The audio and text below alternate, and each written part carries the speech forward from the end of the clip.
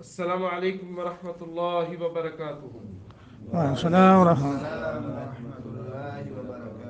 پارہ نمبر 18 سورۃ المؤمنون، آیت نمبر 51، آیت نمبر 51۔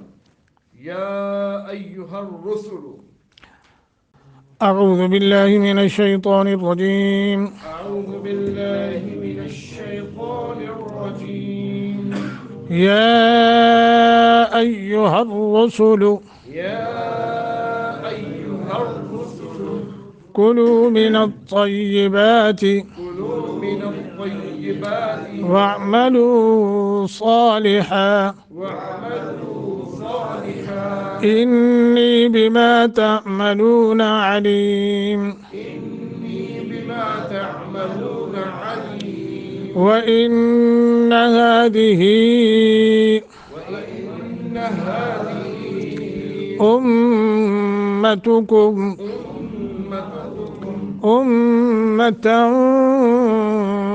واحدة أمة واحدة وأنا ربكم وأنا ربكم فاتقون فاتقون فتقطعوا فتقطعوا أمرهم بينهم بينهم زبرا زبرا كل حزب حزب بما لديهم فرحون بما لديهم فرحون فذرهم فذرهم في غمرتهم في غمرتهم حتى حين حتى حين۔ يا أيها الرسل كلوا من الطيبات واعملوا صالحا إني بما تعملون عليم وإن هذه أمتكم أمة واحدة وأنا ربكم فاتقون فتقطعوا أمرهم بينهم زبرا كل حزب بما لديهم فرحون فذرهم في غمرتهم حتى حين يا أيها الرسل، یا اس کے اوپر کھڑی زبر بھی ہے اور مد منفصل آ گئی ہے۔ 2 الف سے یا 2.5 الف سے لے کر 3 الف کے برابر لمبا کریں گے، اور رسول را کو موٹا کریں گے۔ کلو حروف مدہ بنتا ہے، واو ساکن ما قبل زمہ ہے۔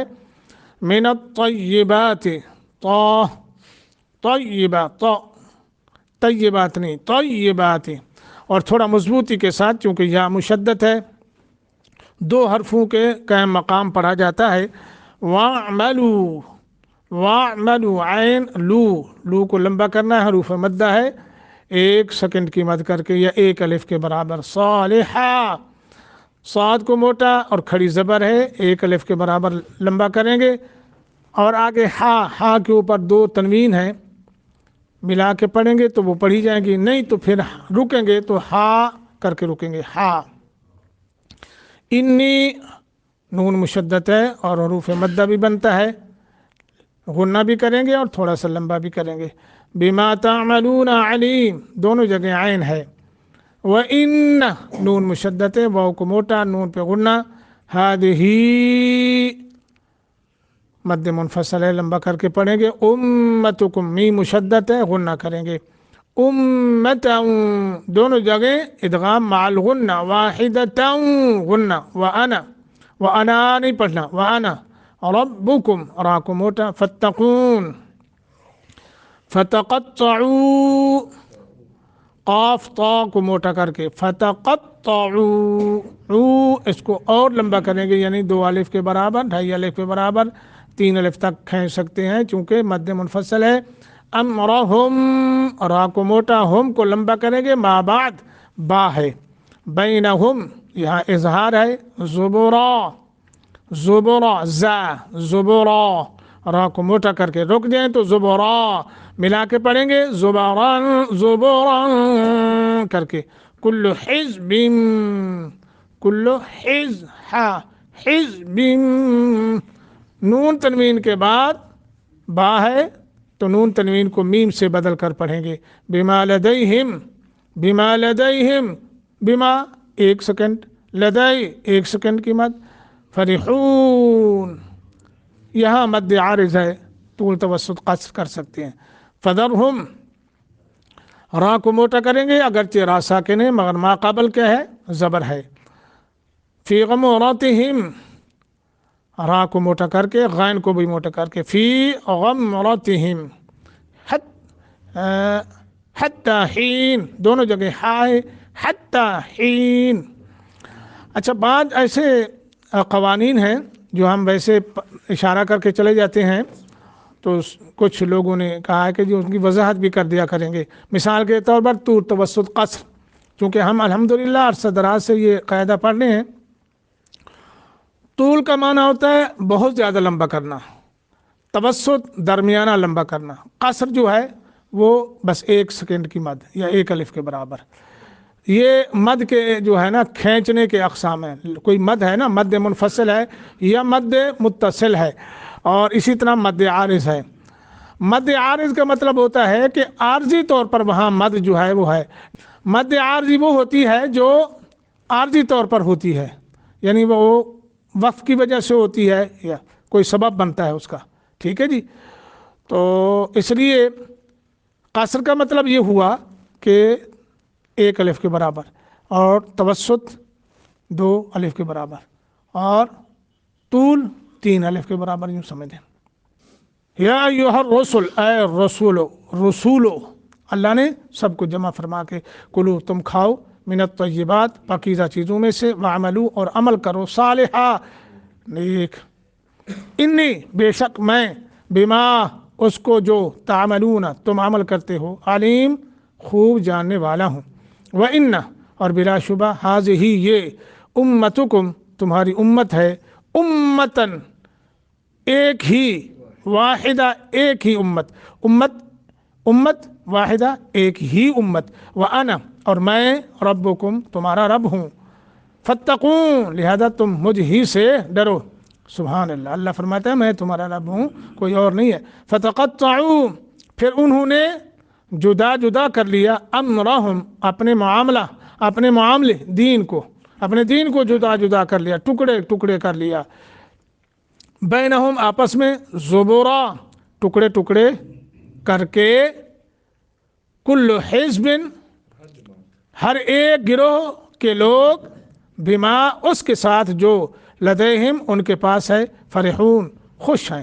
فذرہم لہذا آپ چھوڑ دیجئے ان کو, فی غمرتہم ان کی غفلت میں, حتی حین ایک وقت تک.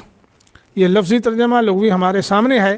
سبحانہ ہوا تعالیٰ نے ہر دور میں ہر نبی کو کچھ اصول دے کر بھیجا ہے, اور جس نبی کی امت, جس رسول کی امت ان اصولوں پر رہی تو اس امت میں کوئی اختلاف نہیں آیا, کوئی جھگڑا نہیں ہوا. انہوں نے اپنے دین میں تفرقے نہیں بنائے, اور جب ہی اصول کو چھوڑ کر, اور ان اصولوں میں بھی بلکہ ان اصول کو چھوڑا نہیں, ان اصولوں میں اختلاف کیا تو پھر تفرقے بن گئے, جماعتیں بن گئیں, گروہ بن گئے, پھر امت میں اختلاف آ گیا. تو شرع دین کے جو اصول ہیں نا جی, ان کو اپنایا جائے تو یقیناً ہر نبی کی, ہمارے پیغمبر محمد الرسول اللہ علیہ وسلم کی امت بھی یکجا ہو سکتی ہے, ان کا بھی اتفاق ہو سکتا ہے ہر معاملے میں. اور ان کے جو جدا جدا طریقہ کار ہیں, مساجد الگ ہیں, نظریات الگ ہیں, عملیات الگ ہیں, یہ سب ایک ہو سکتے ہیں جبکہ اصول دین کو اپنا لیا جائے. تو آپ کو معلوم ہے کہ قرآن مجید میں ایک جگہ ہم نے پڑھا تھا, نبی علیہ الصلاۃ والسلام کی دعوت کیا تھی؟ آپ صلی اللہ علیہ وسلم نے بھی یہی فرمایا تھا کہ قل یا اہل الکتاب, اللہ کے حکم سے کہ اے اہل کتاب, یعنی اس وقت کون تھے؟ یہودی نصارہ کو, مشرکین مکہ, وہ سب تھے نا، سب کو نبی علیہ الصلوۃ والسلام کو اللہ نے فرمایا میرے پیغمبر کیا کرو، ان کو بلاؤ، ان کو کہو آ جاؤ الی کلمۃ سواء بیننا و بینکم، ایک کلمے کی طرف جو ہمارے اور تمہارے درمیان بالکل برابر ہے۔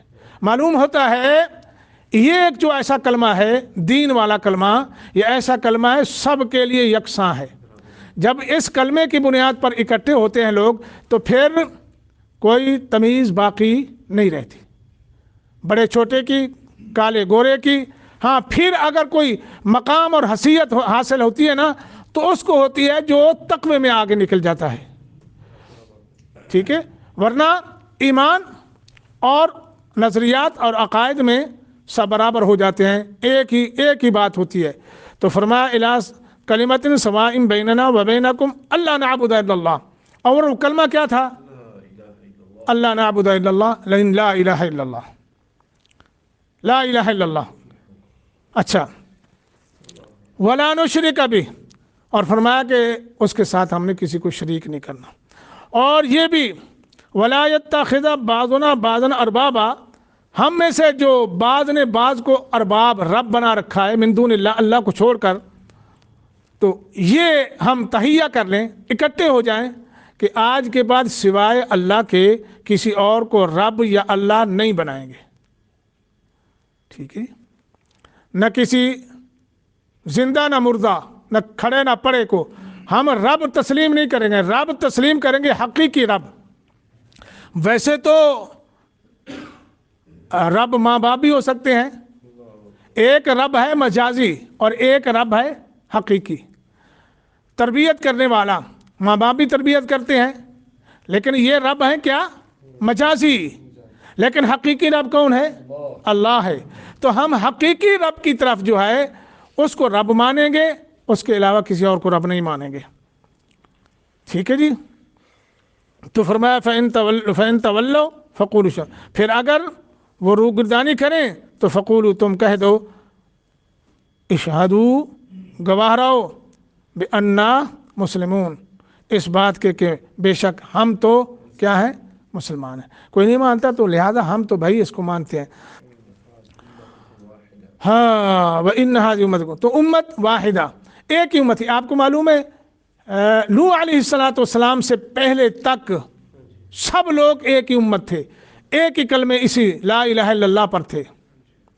بعد میں کیا ہوا آپ کو معلوم ہے، نوح علیہ السلام کے 5 بڑے بڑے بزرگ تھے نیک موحد، کہ جن کا ذکر قرآن کہتا ہے وَقَالُوا لَا تَذَرُنَّ آلِهَتَكُمْ وَلَا تَذَرُنَّ وَدًّا وَلَا سُوَاعًا وَلَا يَغُوثَ وَيَعُوقَ وَنَسْرًا وَقَدْ أَضَلُّوا كَثِيرًا۔ تو پھر کیا ہوا جب یہ لوگ فوت ہو گئے تو ان کے ماننے والے، چاہنے والے، انہوں نے کیا کیا، ان کی تصویریں بنا کے نا، تصویریں گھروں میں لٹکا لیں اور دکانوں میں، اپنی فیکٹریوں میں، اور ان کا نظریہ کیا تھا کہ ان کو دیکھ کر ہم بھی حق پر رہیں گے تو نیکی اختیار کرتے رہیں گے، نظریہ یہ تھا۔ پھر کیا ہوا، ایسا ایسا ترقی کری، ان کے وہ جو تصویریں تھیں ان کے مجسمے بنا دیے، ٹھیک ہے جی۔ پھر آہستہ آہستہ ان مجسموں کو کیا کیا، ان کی عبادت شروع کر دی۔ یہاں سے جو ہے پھر سلسلہ چڑھ پڑا غیر اللہ کی عبادت کا، شرک جو ہے پھر وہ عام ہو گیا، ٹھیک ہے۔ تو اس لیے میرے دوستو بزرگوں، پہلے ایک امت تھی، پھر یہ شرک آ گیا۔ تو اب یہاں اس آیت کے اندر جو اللہ فرما رہے ہیں کہ وَإِنَّ هَذِهِ أُمَّتُكُمْ، تمہاری ایک امت تھی اور میں تمہارا رب ہوں، تم ڈرتے کیوں ہو؟ تو فرمایا فَتَقَطَّعُوا أَمْرَهُمْ بَيْنَهُمْ۔ یہاں جو ہے میرے دوستو بزرگوں، یہ میں بات آپ کے سامنے رکھنا چاہتا ہوں، 2-3 دن کے اندر انشاءاللہ رکھوں گا۔ تو میں سننے والوں سے بھی درخواست کرتا ہوں ان اصولوں کو ہم سب اپنائیں، اس پر ہم اکٹھے ہو جائیں تو ہمارے تفرقے جو ہے ختم ہو جائیں گے۔ اللہ جانتا ہے جب میں یہ کہا کرتا ہوں قرآن ایک، حدیث ایک، نبی ایک، رسول ایک، اور اللہ ایک، کعبہ ایک ہے جی، پھر ہمارے لیے ہر چیز ایک ہے، پھر ہمارے نظریات اور عبادت اور اعمال صالحہ کے طریقے مختلف کیوں ہو گئے؟ اس کی وجہ یہ بنی ہے کہ ہم نے اصول کو چھوڑ دیا۔ جب اصول چھوڑا تو ہم تفرقوں میں بٹ گئے، جبکہ قرآن کہتا ہے کہ فَتَقَطَّعُوا أَمْرَهُمْ بَيْنَهُمْ، تمام پیغمبروں کا ایک ہی دین تھا۔ شرائع میں جیسا کہ میں نے پہلے عرض کیا تھا، بعض رسولوں یا پیغمبر کو اللہ جو شریعت عطا فرمائی تھی اس میں احکامات کچھ مختلف تھے مگر دین ایک تھا۔ اللہ اکبر۔ تو دین کے اصول جو ہے کچھ متعین ہے شریعت کے اندر،